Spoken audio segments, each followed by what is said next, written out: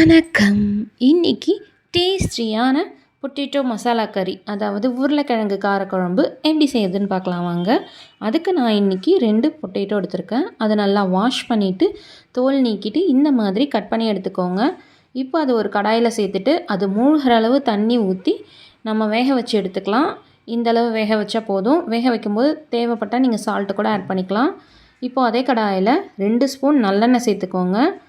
1/2 spoon கடுகு, 1/4 spoon வெந்தயம் சேர்த்து நல்லா பொரிஞ்சதுக்கப்புறம் 10லேருந்து 15 பல் பூண்டு சேர்த்துக்கோங்க. இதை நல்லா வதக்கி விட்டுக்கோங்க.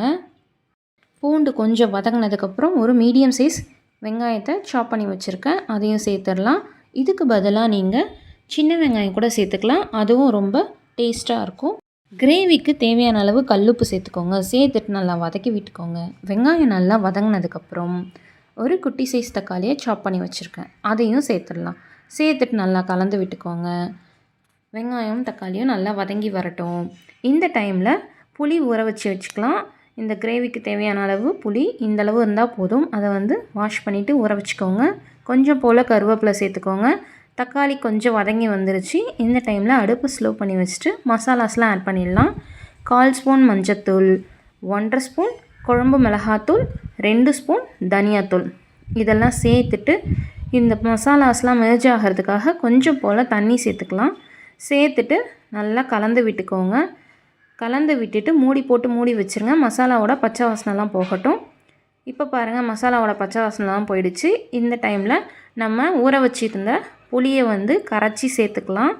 நெக்ஸ்ட் இது கூடவே நம்ம பாயில் பண்ணி வச்சுருந்த உருளைக்கிழங்கையும் ஆட் பண்ணிக்கலாம். கூடவே இந்த கிரேவிக்கு எவ்வளோ தண்ணி தேவையோ அதையும் சேர்த்துடலாம். சேர்த்துட்டு நல்லா கலந்து விட்டுக்கோங்க.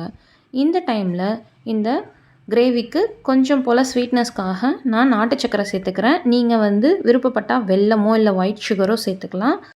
நல்லா கலந்து விட்டுட்டு மூடி போட்டு மூடி வச்சுருங்க. இப்போது இந்த கிரேவிக்கு திக்னஸ் கொடுக்கறதுக்காக தேங்காவை அரைச்சி சேர்த்துக்கலாம். வெறும் தேங்காய் மட்டும்தான், வேறு எதுவும் கிடையாது. இந்தளவு தேங்காவை கட் பண்ணி மிக்ஸி ஜாரில் போட்டு தண்ணி ஊற்றி இந்த மாதிரி அரைச்சி எடுத்துக்கோங்க நல்லா நைஸாக.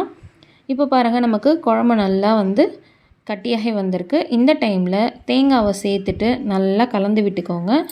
தேங்காய் சேர்த்ததுக்கப்புறம் ரொம்ப கொதிக்க விடக்கூடாது. அதனால் ஃபுல் ஃப்ளேம் வச்சு ஒரு 30 செகண்ட்ஸ் கொதிக்க விட்டுட்டு அடுப்பு ஆஃப் பண்ணிவிடுங்க.